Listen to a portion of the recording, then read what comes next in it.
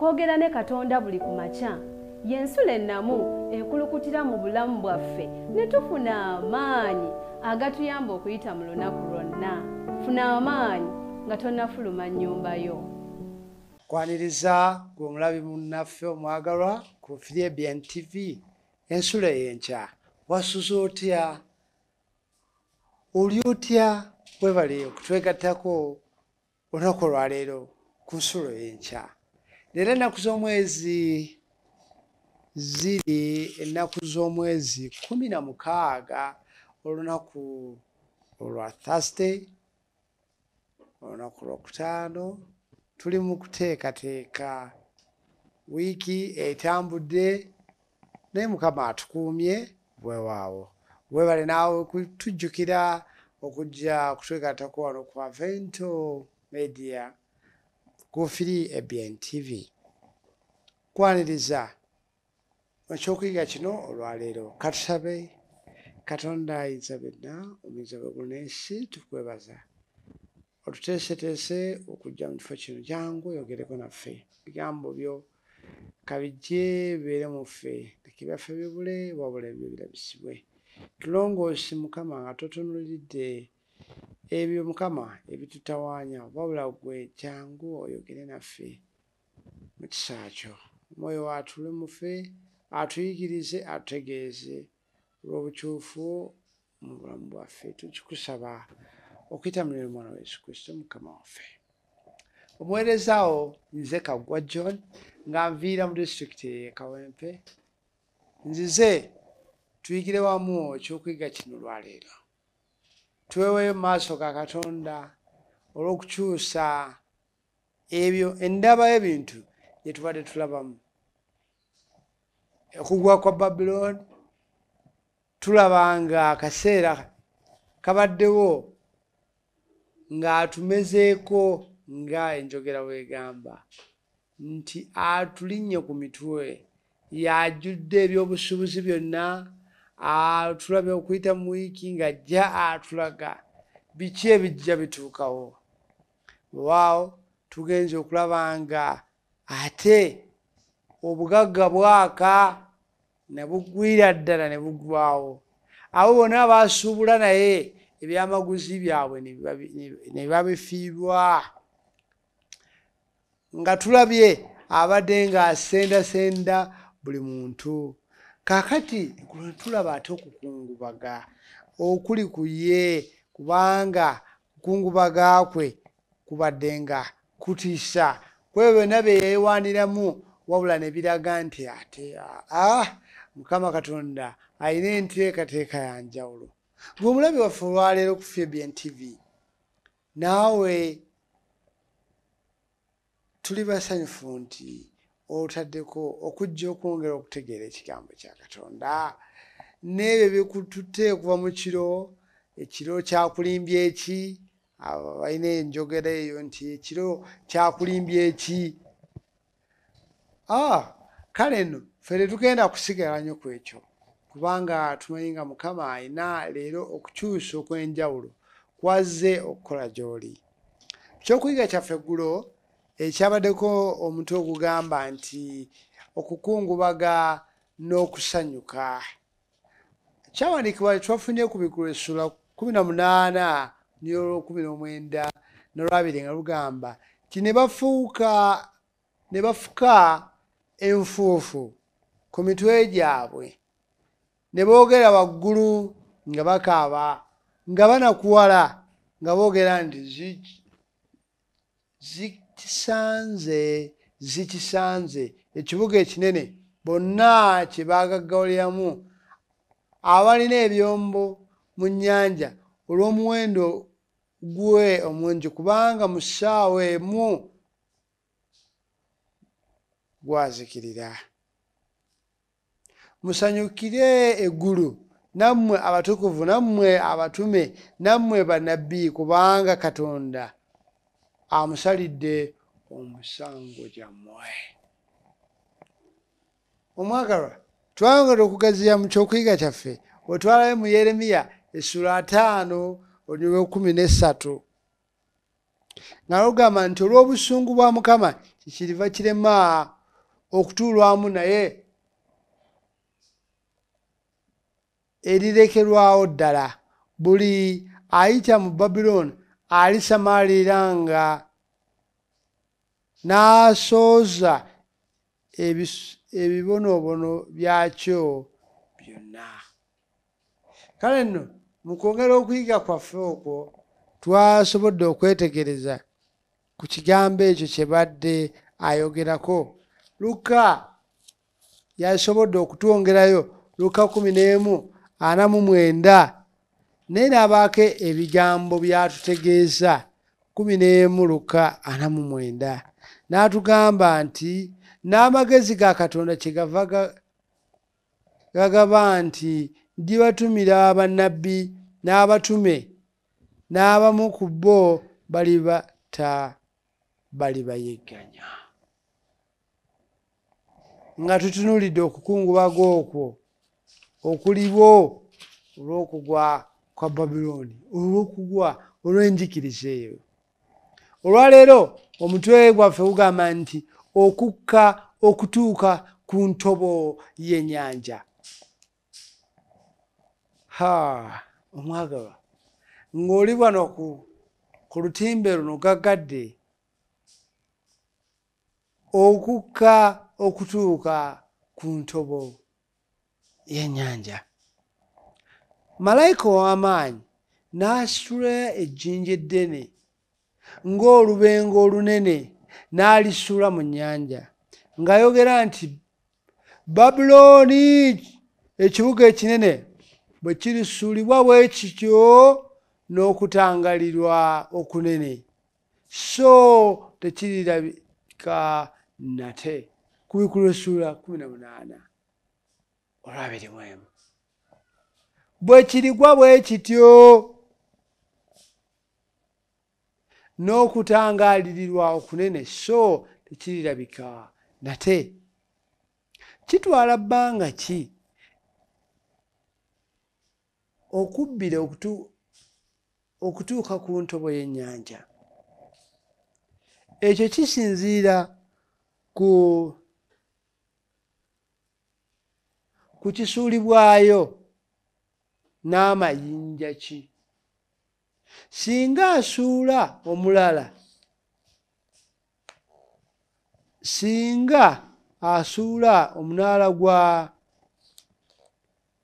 Eiffel mu Pacific Ocean mu katundu akayitibwa Mariana Trench kumpi mayiro nga 7 mu buziba, kyandigutwalira eddakiika 12 okutuuka ku ntobo. Wabula omuntu kimutwalira essaawa nga 2.5 ku ntobo. Wabula omuntu kimutwalira essaawa nga 2.5 mu kyawandiikibwa kya leero. Okugwa kwa Babuloni kugeraageranyizibwa ku lubengo olusuulibwa mu nnyanja. Ekifaananyi ky'olulimi olukozesebwa kiraga ekkanisa eyeewaggula nga bw'erisaanyizibwawo ddala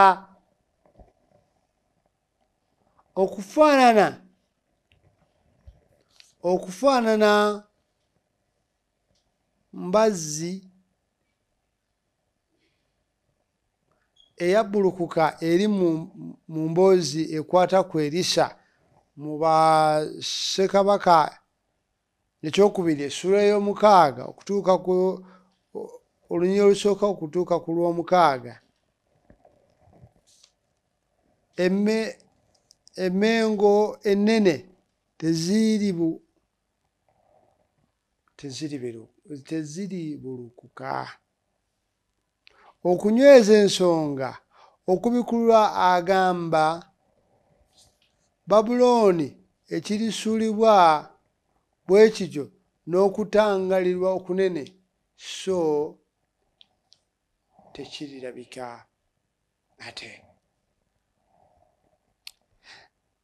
endowooza y'amazzi okusaaniikirira Babilooni emirembe gyonna si kipya. Mu kuyita amawanga okulwanyisa Babilooni wedda, Yeremiya agamba ennyanja erinnye ku Babilooni, olufube lw'amayengo gaayo lulibiseeko. Yeremiya 5:42. Mazima ddala nnabbi yalagira omuyambi we okukola ebikolwa ng'ekyamalayika ow'amaanyi mu lunyiriri lwa leero. Awo olituuka bw'olimala okusoma ekitabo kino n'olyoka obisibako ejjinja n'ositula mu fulaati wakati, era olyogera nti Babulooni bwe kirika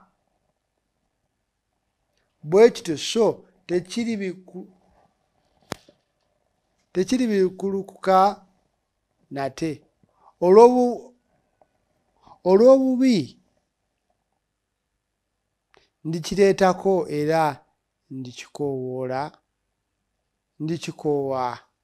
Bw'atyo Yeremiya 5:62-64. Yesu yagamba nti naye ayeesitaza omu ku abo abato bano banzikiriza waakiri asibwemu olubengo olunene alyoke asuulibwe mu buziba bw'ennyanja. Matayo 18:6. Babilooni abadde ekyesittalwako ekinene ng'agezaako okuwaliriza abantu ba Katonda okwonoona, naye kaakano afunye akabonero ak'okuzikirizibwa n'olubengo, n'ekivaamu tekirirabika. Buno obwakyama emirembe gyonna. Tusabe tuleme okukka naye wansi. Mukama, nsalawo okuzimba ku lwazi Yesu Kristo, era mpuliza obulamu bwange ku kigambo kye so si ku bigambo by'abantu aboonoonyi. Omulabe waffe owa Firebean TV, osalawo ki leero ku bigambo bya Katonda? Bwe twogedde nti okukka okutuuka ku ntobo y'ennyanja, wano mu byawandiikibwa byaffe okuyiga leero ku Isaaya 13:19 agamba nti ne Babilooni ekiyitibwa eky'obwakabaka obungi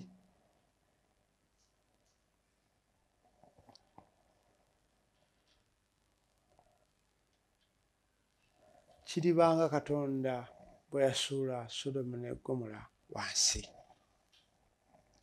Bwe twogera ku buwanvu, abantu bangi bazimba amayumba gaabwe nga basima wansi okulaga obunywevu.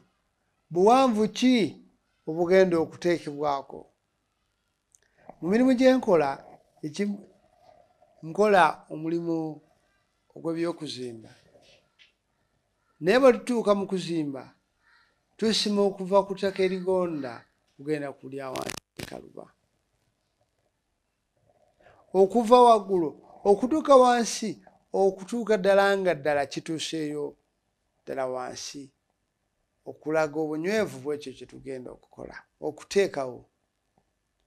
naye ekyawandiikibwa kitulaze nti kale abo yeesittaza omwana omuto kale yalisibwemu ejjinja abo baasibwemu olubengo asuulibwe mu nnyanja. Ezekyeri 26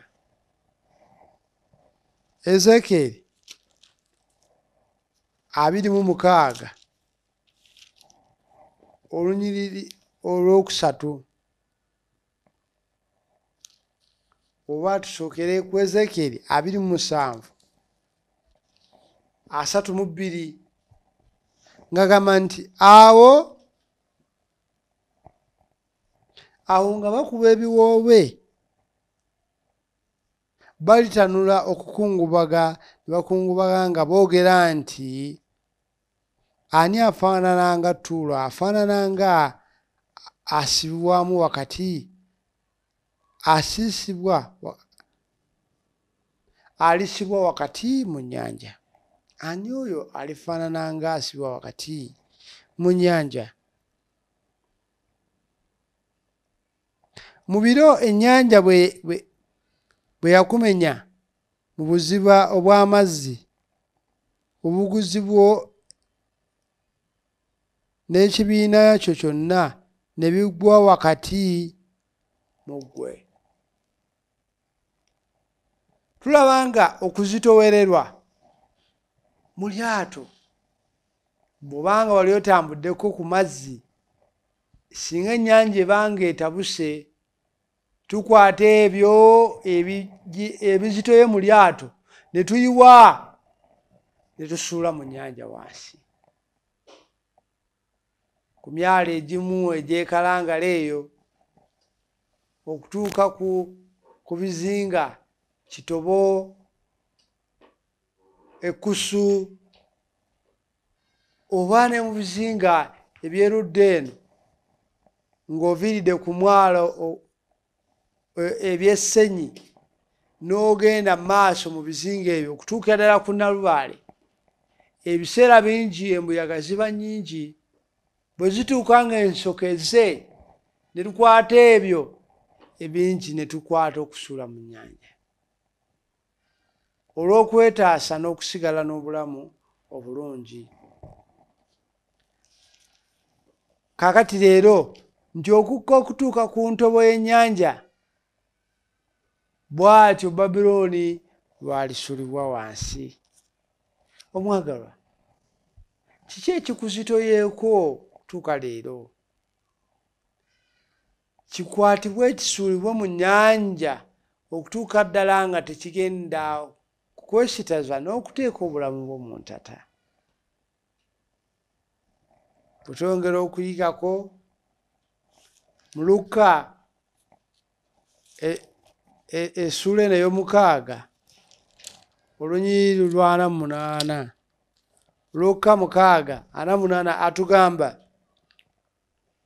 afaanana ng'omuntu azimba ennyumba n'asima wakati nnyo omusingi ng'agussa mu lwazi, awo amazzi bwe gayanjaala omugga ne gakulukuta ku nnyumba eyo,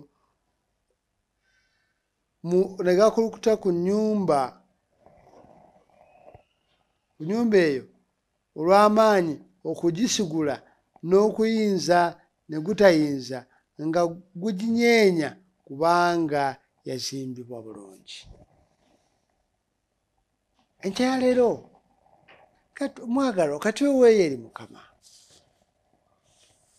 Waayo akaseera leero okunyweza emirandira gyo ku Kristo Yesu. Leka tusuule wala ebyo bitusibye nkya ya leero. Twagala obukyufu mu mitima gyaffe, twagala enjawulo egenda okubaawo mu biseera byaffe. Kkiriza leero okuwaayo ekiseera omwagalwa ky'ogenda okubanga naawe kireeta obukyufu. Babilooni ow'obusuubuzi obw'omuwendo omungi malayika atugambye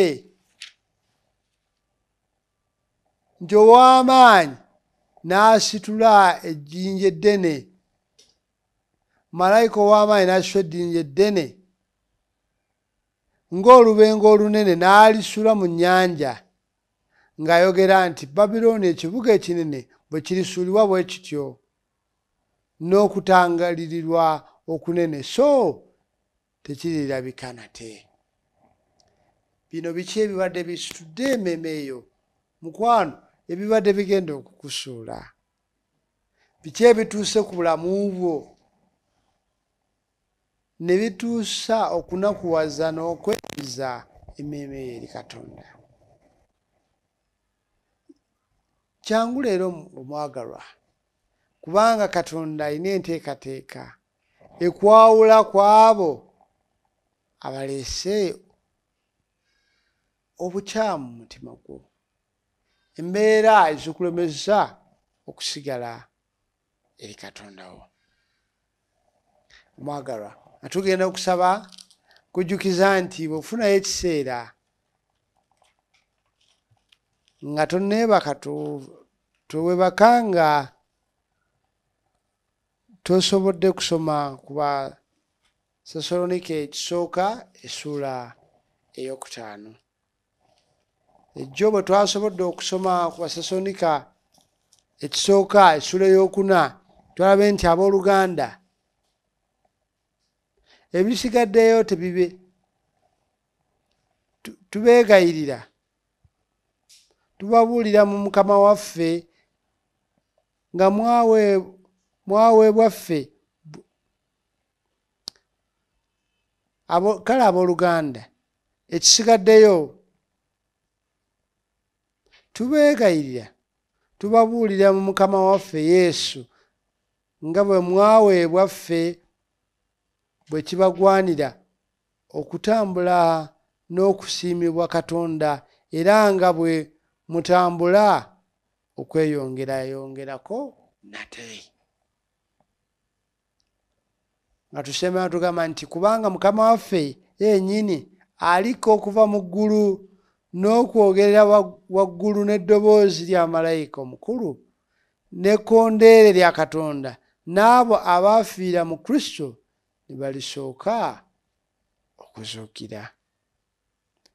Naffe olwo abalamu abaasigalawo ne tulyoka tutwalibwa wamu n'abo mu bire okusinkana Mukama waffe mu bbanga.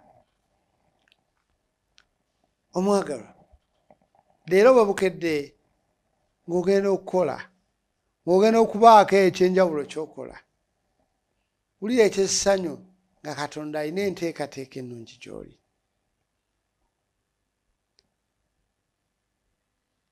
Alina enteekateeka egenda okukyusa obulamu bwo. Olw'omulimu omulungi naffe tusobole okuyita ku baagalwa, tubategeeze ku bubaka bwa Katonda bw'ategekera. Wano ku Avento Media, osobola okugenda ku Avento Media app gy'onoosobola okuggyayo ku mukutu oba ku Play Store n'owa mukwano gwo, naye okusobola okweyongera ku kyokuyiga kino mu puroguramu zaffe ez'enjawulo. Ensulo ey'enkya ojja kusobola okugiraba ku YouTube ku Avento Productions. Ebiseera byonna ojja kusobola okugisangayo. Ate oba oli awo n'okusobola okuwagira omulimu guno oyita ku Airtel Merchant Code 4397850 Avento Media Production. Tukwebaza olw'okubunya omulimu gwa Katonda. Avento Media, flying the gospel to the whole world. Ensulo ey'enkya katusabe. Katonda omwagalwa, omwana wo, omuddu wo, omuzaana wo abadde wano naffe ku makya aga leero, n'akeera nga bulijjo kuwuliriza ekigambo kyo. Laba kati leero ageeyazuukuse agenda kukola emirimu gye. Ayi Kitaffe, mulabise ku mukisa, omwalize Mukama olw'emirimu gye. Kitange neegayirira wamu naye ng'omuyigiriza w'enjigiriza enkyamu amutayisa bulijjo. Yongera okumulaga ebituufu ku bikulirwa by'atulaze nti naye ali mukwatira ng'olubengo bwe lusulibwa mu nnyanja, naye alisulibwa bw'atyo obutaddamu kulabikira awantu wonna. Leka ebyo eby'amasanyu bireme okumulya, eby'obusuubuzi n'ebyenfuna ensimbi bireme okutwala emmeeme ye, wabula atunuulire nga waliwo obukyufu obusobola okuba mu ye. Newankubadde nga byetaagisa, newankubadde nga biriwo mu bulamu bwaffe, naye nga n'asobola okubikozesa. Mukama tusaba ekisa kye eri abantu abalwadde, bagenze mu malwaliro, abakyalemeddwa okugenda, abalumwa emitima Mukama olw'okusoberwa okw'embeera zonna, n'abo abali mu bibuuzo Kitange obasitule abaana bo, magezi go bulijjo bwe banaakujjukiranga Mukama toosirike Mukama onooyogeranga nabo.